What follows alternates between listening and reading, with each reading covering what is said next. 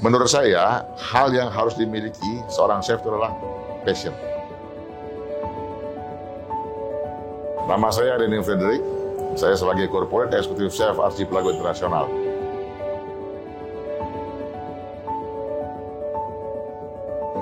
Saat itu saya berpikir saya akan bekerja di mana untuk bisa makan yang enak. Nah, akhirnya saat itu saya tahu ada sekolah yang namanya BPLP waktu itu, ya sekarang sudah jadi STP, Sekolah Tinggi Pariwisata. Lucu ya, pada saat ditanya sama dosen waktu itu, kenapa Anda memilih jurusan Tata Boga ya? Jujur aja saya bilang, karena saya suka makan. Hobi saya makan. Nah, itu makannya yang membuat saya terinspirasi bekerja menjadi ingin jadi seorang chef nantinya. Karena di dapur itu kan kita bisa masak apa yang kita mau ya. Setelah saya mulai training, ya, mulai bekerja. Saat itu tidak seperti sekarang, banyak sekolah ya. Karir saya sampai menjadi executive chef itu saya sudah melalang buana juga. Ya, sampai beberapa negara, mungkin sekitar 14 negara ya. Belajar dan mengajar. Saya mengambil ilmunya mereka dan juga memberikan ilmu kepada mereka tentang masakan Asia.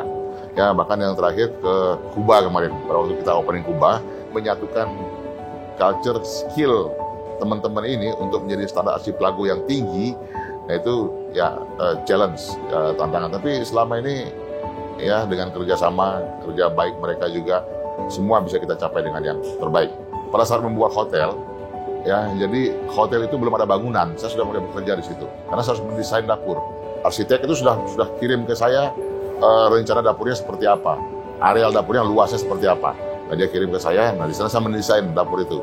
Dari mana masuk makanannya, keluar makanannya, di mana hot kitchen-nya, di mana cold kitchen-nya, di mana pastry, di mana baca dan sebagainya.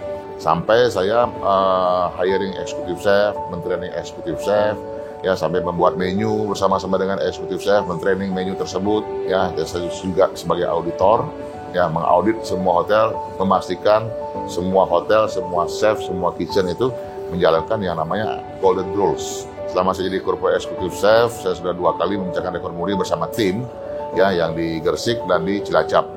Di rekor muri yang di Gersik kemarin kita buat itu pepes bandeng terpanjang sepanjang 1,46 km. Ya, bayangkan, ya ikannya bertonton yang mesti kita lakukan. Setelah itu kita buat tempe mendoan terpanjang di Cilacap. Nah, jadi itu memecahkan rekor muri dan rekor dunia. Saya itu ingin sekali mensejajarkan masakan Indonesia ini dengan masakan internasional.